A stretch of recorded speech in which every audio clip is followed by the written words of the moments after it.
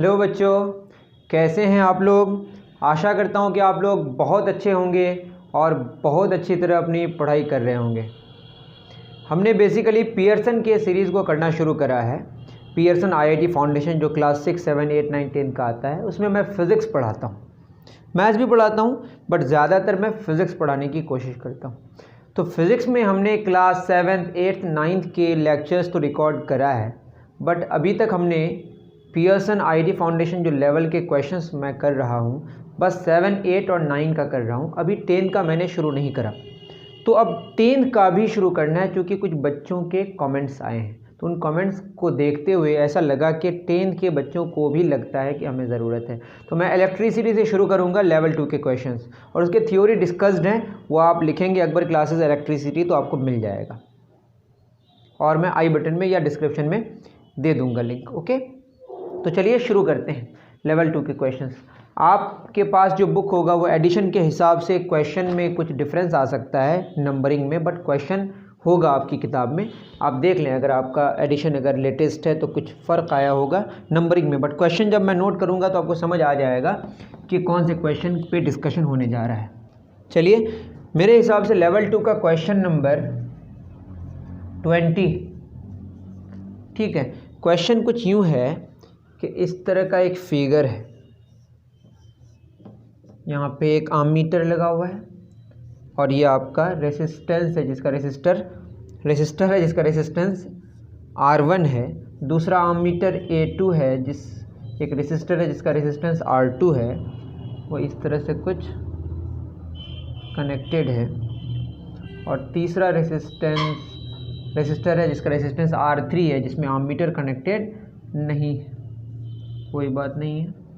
अब क्या होगा, इधर से करंट आ रही है, यहाँ पे आपका एक क्या लगा हुआ है, बैटरी या सेल, जिसका पोटेंशियल डिफरेंस कितना है, V। ठीक, अब क्वेश्चन में बोला है 3 identical resistors, that is R1, R2, R3। Identical होने का क्या मतलब है, R1 बराबर R2 बराबर R3 गिवन है, क्योंकि क्या है, आइडेंटिकल। इसी को हम क्या मान लेते हैं, R। ये गिवन है, ऐसा मैंने बोला नहीं, क्वेश्चन में गिवन।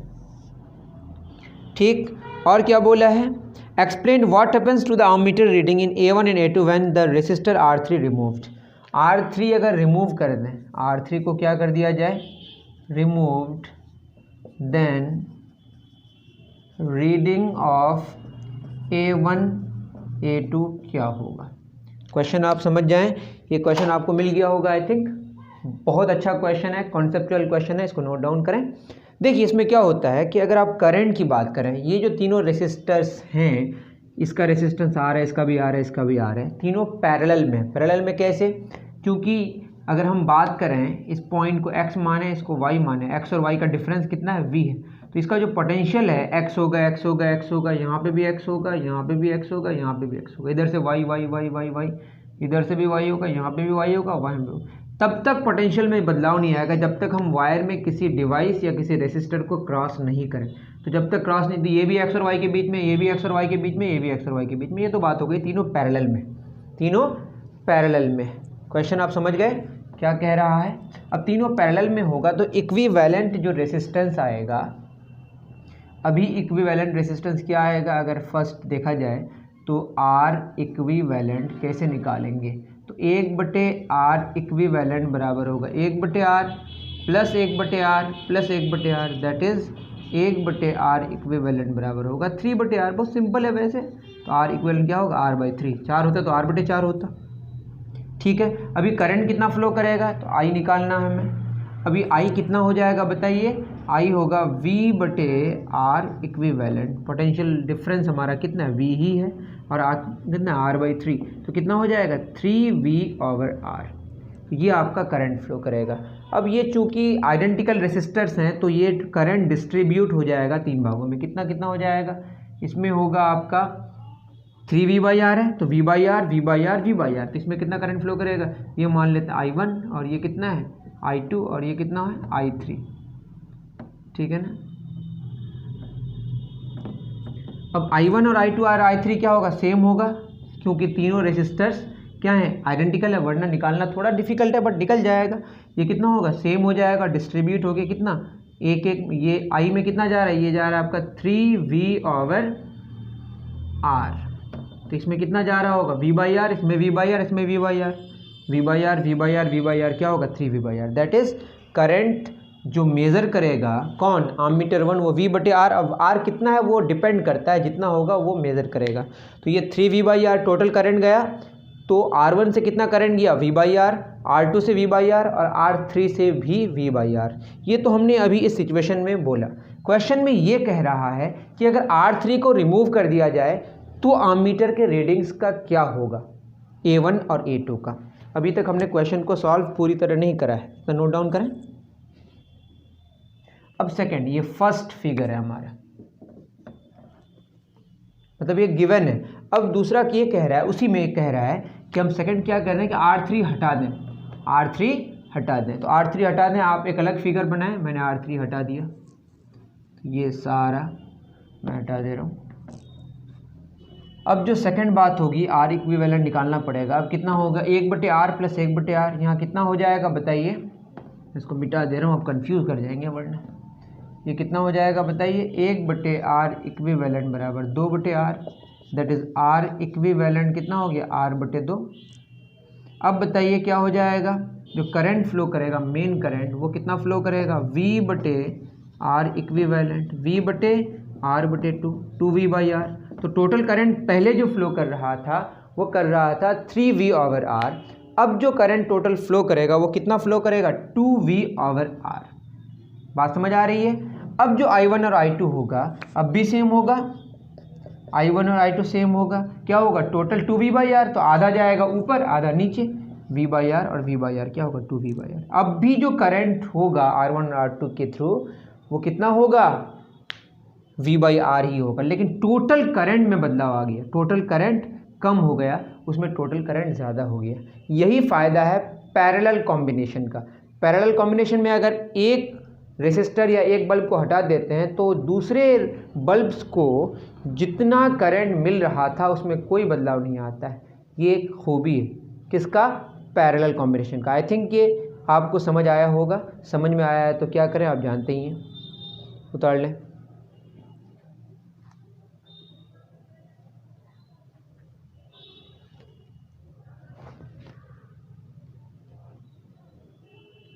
चलिए नेक्स्ट, अब क्वेश्चन नंबर 19 इजी क्वेश्चन है। कह रहा है calculate the work done to move a charge 5 coulomb. मान लेते हैं एक वायर है, कितना चार्ज मूव कर रहा है बताइए, 5 कूलम चार्ज मूव कर रहा है between 2 points A and B, A और B के बीच इसको मूव कराना है। If both the points are maintain at same potential difference, ये कितना है बताइए 6 वोल्ट, सॉरी 6 वोल्ट यहाँ पे भी है, 6 वोल्ट सेम पोटेंशियल, 6 वोल्ट यहाँ पे भी है, 6 वोल्ट यहाँ पे भी है। अब बताइए पोटेंशियल का कोई डिफरेंस ही नहीं है। जब पोटेंशियल डिफरेंस नहीं होगा तो काम कितना करना पड़ेगा, क्योंकि पोटेंशियल जब डिफरेंस होगा तभी तो काम करना पड़ेगा ना। पोटेंशियल का ड्रॉप है या पोटेंशियल का अप है, पोटेंशियल का कोई बदलाव नहीं है तो वर्क करने की कोई ज़रूरत नहीं है। आप जानेंगे, देखिए क्या होता है ना कि पोटेंशियल डिफरेंस जो होता है V2 - V1 डेल V, ये जो होता है ना work done per unit charge होता है। Q चार्ज को ले जाने में कितना काम करना पड़ा W, तो एक को यूनिट चार्ज को कितना W/Q। इसी को हम लोग पोटेंशियल डिफरेंस बिटवीन 2 पॉइंट्स कहते हैं। एक चार्ज को एक फील्ड के अंदर एक पॉइंट से दूसरे पॉइंट तक ले जाने के लिए जितना काम करना पड़ेगा वो 2 पॉइंट के बीच का क्या है पोटेंशियल डिफरेंस। अब पोटेंशियल डिफरेंस अगर जीरो है, पोटेंशियल का कोई डिफरेंस ही नहीं है, तो वर्क बराबर क्या होगा Q × del V। Del V कितना है बताइए 0, क्योंकि पोटेंशियल्स हैं, पोटेंशियल का डिफरेंस नहीं है। क्या है बोलिए, पोटेंशियल्स हैं। यहाँ आप गलती कर सकते हैं, पोटेंशियल्स हैं बट पोटेंशियल का डिफरेंस नहीं है, तो वर्क डन कितना हो गया 0। जैसे फ्रिक्शन लेस सरफेस होगा तो फ्रिक्शन लेस बात समझ आ रही है आपको, वो अलग बात है, उस पर डिस्कशन ही नहीं करें। अगर फ्रिक्शन लेस होगा, मान लो 10 मीटर पर सेकंड में गाड़ी चल रही है हॉरिजॉन्टली, तो 10 मीटर पर सेकंड में चलती रहेगी। उसको रोकने के लिए मतलब आपको उसमें और ज़्यादा स्पीड को बढ़ाने के लिए या घटाने के लिए आपको कोई काम करने की ज़रूरत नहीं है। एग्जैक्टली वैसे ही यहाँ पे है कि 2 पॉइंट्स के बीच का पोटेंशियल सेम है, पोटेंशियल का कोई डिफरेंस ही नहीं है। जब पोटेंशियल का डिफरेंस नहीं है तो काम करने की कोई ज़रूरत नहीं है। जैसे मैंने वायर की बात अभी करा ना, मान लेते हैं कि यहाँ पे ऐसा है, और ये 10 वोल्ट है। यहाँ और यहाँ दोनों के बीच का क्या है, ये ए और बी में यहाँ अगर 10 वोल्ट है और यहाँ 0 है तो ये 10 वोल्ट, तो ये भी 10 होगा, ये भी 10 होगा। तो ए से बी तक किसी चार्ज को मूव कराने में कोई काम करना नहीं पड़ेगा। काम कब करना पड़ेगा, जब रेसिस्टर को क्रॉस करना पड़ेगा, तब पोटेंशियल का डिफरेंस होगा। तो आप ख्याल में रखें पोटेंशियल होना ज़रूरी है। पोटेंशियल का डिफरेंस अगर नहीं होगा तो उस पॉइंट से उस पॉइंट तक काम करने की मतलब काम नहीं करना पड़ेगा, वर्क कितना करना पड़ा, 0। तो पोटेंशियल इंपॉर्टेंट नहीं है, पोटेंशियल का डिफरेंस इंपॉर्टेंट है। तो पोटेंशियल का डिफरेंस अगर 0 हो जाए तो चार्ज को मूव कराने के लिए कोई काम करने की ज़रूरत नहीं है। नोट डाउन कर लें।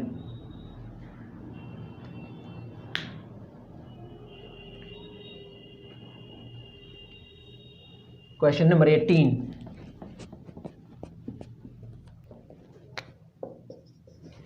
क्या कह रहा है, a current of 5 ampere flows, current है 5 एम्पियर फ्लो कर रहा है through a conductor, calculate the number of electrons flowing, number of electrons मांगा है through the conductor in 2 seconds, और ई का वैल्यू कितना लेने बोला है, 1.6 10 raise to the power of -19 coulomb. बात समझ आ रही है। आपने पढ़ा होगा क्वांटाइजेशन ऑफ इलेक्ट्रिक चार्ज, नहीं पढ़ा है तो आप मेरा पढ़ लें quantization of electric charge, Akbar classes या कुछ टॉपिक मिल जाएगा, मैं प्लेलिस्ट आपको शेयर कर दूंगा, देख लीजिएगा वहाँ से, या आप सर्च करेंगे प्लेलिस्ट में मिल जाएगा। तो आई बराबर क्या होता है, Q by T. T time में अगर क्यू चार्ज फ्लो किया तो एक में कितना फ्लो करेगा, Q by T. Unit time में जितना चार्ज फ्लो करता है उसको हम क्या बोलते हैं, किसी क्रॉस सेक्शन में उसको हम करंट कहते हैं। क्या कहते हैं, करंट कितना दिया, 5 एम्पियर। क्यू क्या होता है, एन ई, एक इलेक्ट्रॉन अगर जाएगा तो 1 ई, 2 जाएगा 2 ई, 3 जाएगा 3 ई, हमको नहीं पता है कितना है तो एन ई हो गया, बट टाइम कितना है 2 सेकेंड।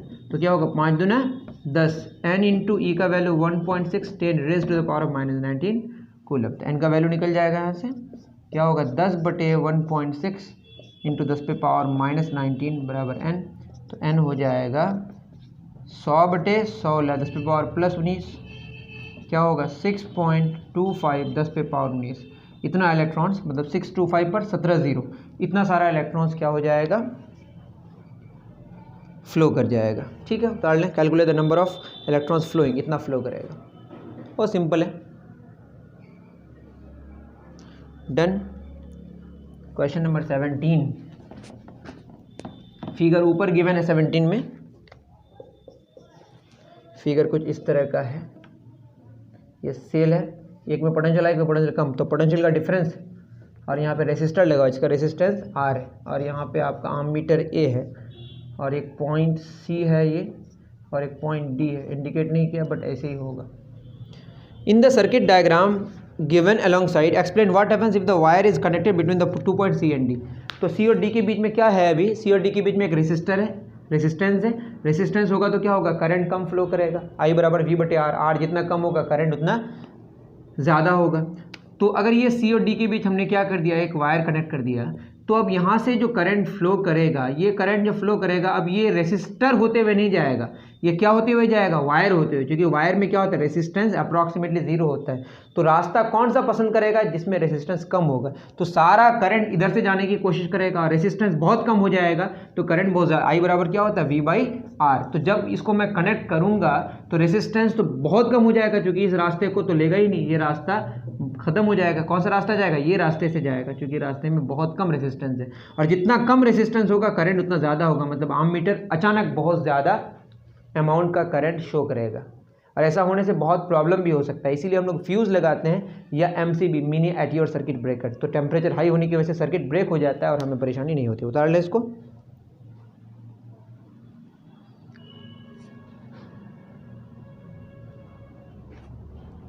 चलिए, क्वेश्चन नंबर 17 हो गया। क्वेश्चन नंबर 16 क्या कह रहा है, when a body is rubbed with another body, जब रब करते हैं तो इलेक्ट्रॉन्स एक बॉडी से दूसरी बॉडी में ट्रांसफर होता है, certain number of electrons are transferred if the same number of electrons are allowed to flow through the cross section of a conductor in 2 seconds. मतलब वो जो इलेक्ट्रॉन्स ट्रांसफर करा उसको हमने 2 सेकेंड तक चलने दिया, और जो करंट हुआ उसमें कितना हुआ, 10 एम्पियर, 10 कूलम पर सेकेंड, और electric current can flow through it, determine the number of n का वैल्यू क्या होगा।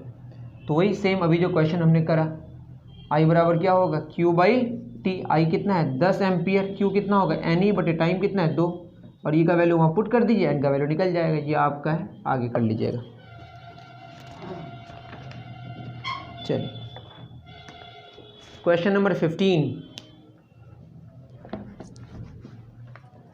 क्वेश्चन नंबर 15 क्या कह रहा है, क्वेश्चन नंबर 15 कह रहा है अ heater coil operates at 1200 watt.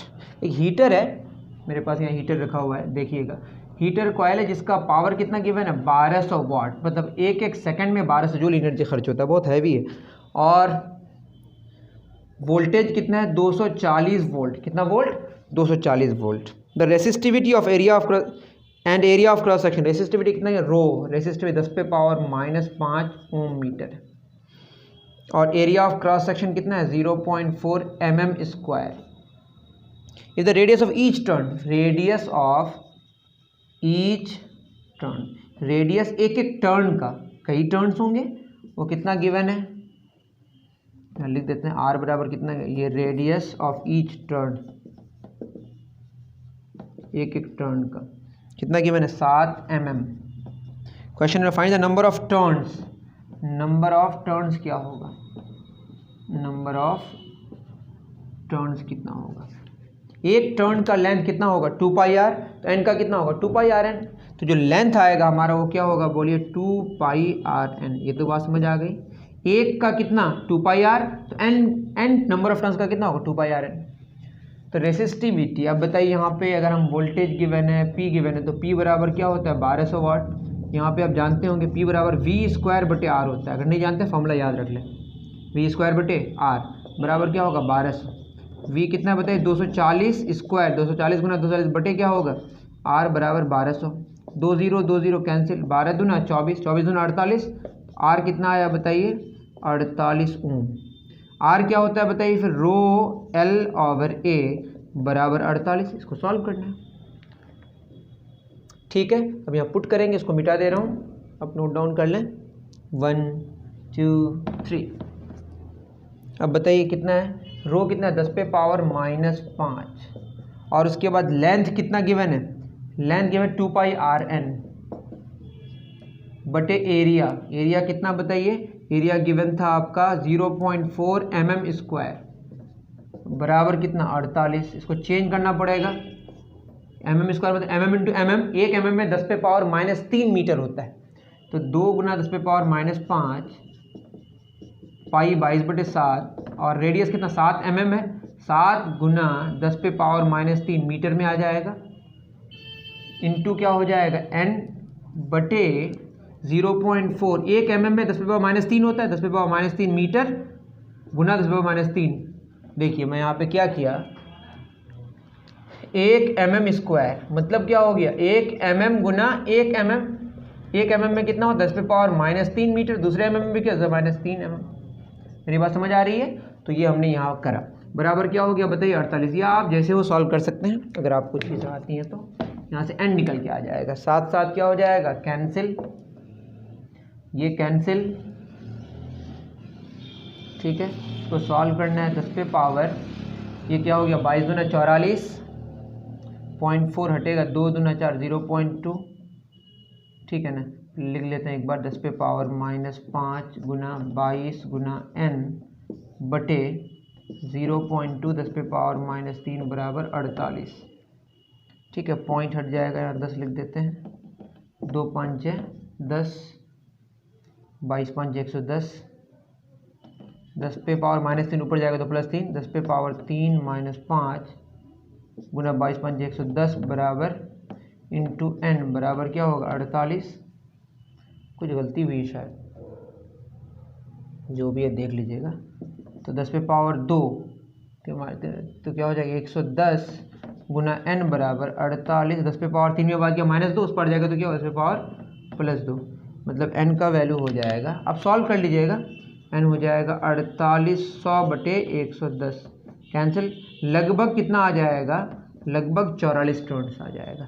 Solve कीजिएगा आ जाएगा, बस मैंने पुट करा, बहुत इजी। मैंने फिर क्या बोला, P बराबर 1200 वाट दिया हुआ है, वहाँ से हमने R निकाला, V²/R इसका फॉर्मूला, R 48 हम निकाला, रो L/A, रो गिवन है -5, और एक टर्न का लेंथ दिया हुआ है, रेडियस दिया हुआ है 7 mm, तो n टर्न्स का कितना होगा 2 पाई आर एन, हमने वहाँ पे पुट करा, वहाँ से n निकल गया। और 0.4 mm स्क्वायर में हमने क्या किया वो आप समझ रहे होंगे, 1 mm स्क्वायर कितना होता है 10 पे पावर -6 mm मीटर स्क्वायर।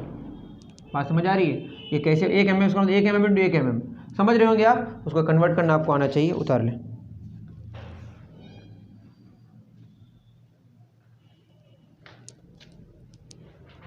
नहीं समझ आएगा तो कमेंट सेक्शन में ज़रूर लिखें। क्वेश्चन नंबर 14 ये बोला current carrying conductor is electrically charge. Current carrying conductor is not electrically charge. वो करंट फ्लो कर, चार्ज जब फ्लो कर गया वो चार्ज नहीं हुआ। चार्ज होने के लिए चार्ज को रुका हुआ होना ज़रूरी है, तो ये गलत स्टेटमेंट। क्वेश्चन नंबर 13 में ये है सवाल, वैसे आपको आना ही चाहिए, बहुत इजी है, बस टेढ़ा मेढ़ा कर दिया है।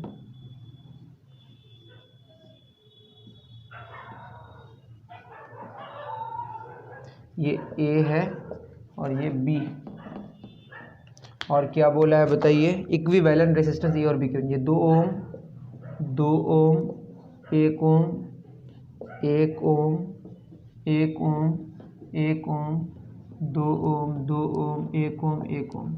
देखिए यहाँ से अगर करंट फ्लो करना शुरू करेगा तो यहाँ से यहाँ तक एक ही रास्ता है। जब रास्ता सेम हो जाए तो वो सीरीज़ में है, तो ये 2 और 2 क्या हो गया 4, 2 और 2 ये मिलके कितना हो गया बताइए, ये टोटल मिलके 4 हो गया।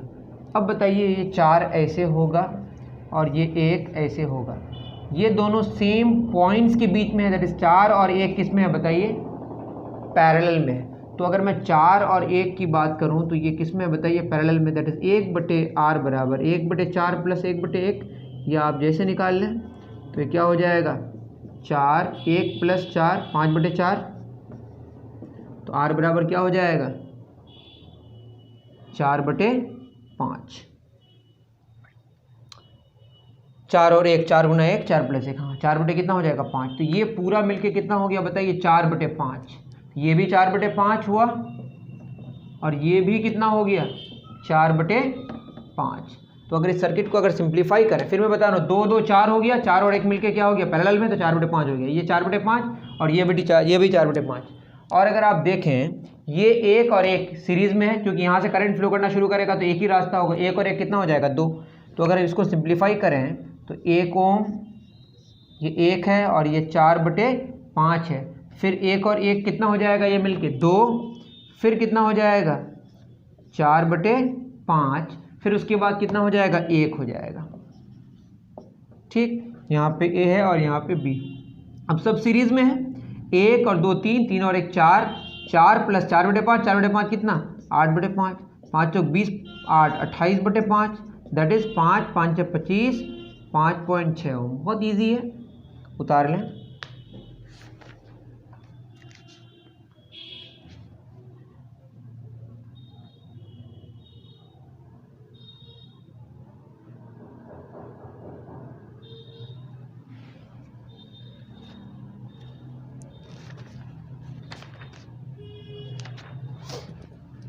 चलिए 13 तक हो गया।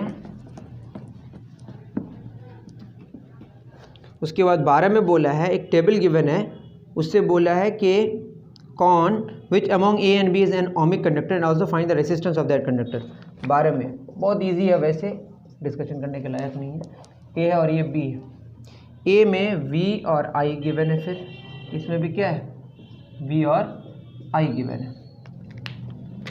अब बताइए इसमें वी और आई क्या है, 4 2.8, इसमें कितना है 5 3.5, 6 4.1, और यहाँ कितना है बताइए 4 9, 5 11.25, 6 13.5। क्या सेम रहना चाहिए, वी और आई का रेशियो सेम होना चाहिए। तो ए में अगर देखें, ए में वी और आई 4/2.8 कितना आया 4 7 28, 40/28, तो क्या हो जाएगा 4 10 40, तो 10/7। यहाँ क्या हो जाएगा 5/3.5, तो क्या हो जाएगा 50/35, 5 दशमलव 50 5 कितना होगा 10/7। उसके बाद बताइए 6/4.1 अगर करें तो ये होगा 60/41, जो 10/7 है, 10/7 बढ़िए 10/7 नहीं आ रहा है। इसका मतलब ये क्या नहीं है, ओमिक कंडक्टर नहीं है, ये ओमिक कंडक्टर नहीं है। बी में आते हैं, बी में क्या होगा, बी में देखिए V/I, V/I यहाँ निकालना, यहाँ पे हमने V/I निकाला। अब बताइए V/I क्या होगा, यहाँ हो जाएगा 4/9, उसके बाद दूसरा क्या हो जाएगा 5/11.25 दैट इज़ 500/1125। 25 दूना 50 0 25 चौक 100 25 5 125 5 चौक 20 5 9 कितना आया 4/9। लास्ट वाला 6/13.5 क्या होगा 60/135 क्या हो जाएगा 5 12 60 5 दूना 10 5 7 35 क्या हो जाएगा 3 चौक 12 3 9 27 कितना आया 4/9 एकदम आ गया। इसका मतलब यहाँ और V/I होता क्या है बताइए। इसका मतलब B वाला ओमिक कंडक्टर है तो यहाँ रेजिस्टेंस कांस्टेंट होगा। V/I कितना आएगा 4/9 ओम। अब ये जितना आ जाए उसका वैल्यू देख लीजिएगा। ठीक है उतार लीजिए।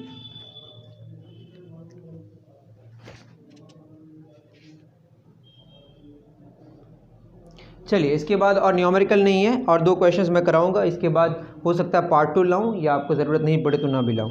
It is easier to start a car on a warm day than on a cold day. ये केमिकल बात है, आप अगर पढ़ेंगे यहाँ समझ भी आ जाएगा। 11 नंबर का इसका car start due to current supplied by the storage battery. Battery क्या सप्लाई करता है करंट सप्लाई करता है। द आयोनिक डिसोसिएशन जो होगा ionic dissociation of the electrolyte, जो इलेक्ट्रोलाइट उसमें प्रेजेंट होता है वो टेम्परेचर हाई होने से वो ज़्यादा अच्छा उसका डिसोसिएशन होता है। The ionic dissociation of the electrolyte present in the battery is more at higher temperature than at lower temperature. Lower temperature में उतना ज़्यादा डिसोसिएशन नहीं होता है। तो आयन वो जो इलेक्ट्रोलाइट का आयनिक डिसोसिएशन है वो ज़्यादा हाई टेम्परेचर में होता है, इसीलिए पहले हम लोग किक मार के उसको टेम्परेचर बढ़ाते हैं फिर वो स्टार्ट होता है। Even currents of very low magnitude can lead to death. होता है कि नहीं ऐसा। एक्चुअली क्या करंट से डेथ क्यों होता है, क्योंकि हमारा जो नर्व्स है वो करंट को क्या कर सकता है करंट पास करा सकता है उससे, लेकिन अगर उसकी कैपेसिटी से ज़्यादा अगर करंट फ्लो करे तो वो हम क्या करेंगे हम उसको टॉलरेट नहीं कर पाएंगे और हम डेथ की तरफ चले जाएंगे। आई थिंक ये बात समझ आई होगी। और 10 क्वेश्चंस लेवल 2 के बचे और आपको लगता है कि करना चाहिए तो आप कमेंट सेक्शन में लिखें, मैं उसको भी ज़रूर करूँगा। अभी के लिए इतना ही, दीजिए इजाज़त। Thank you very much.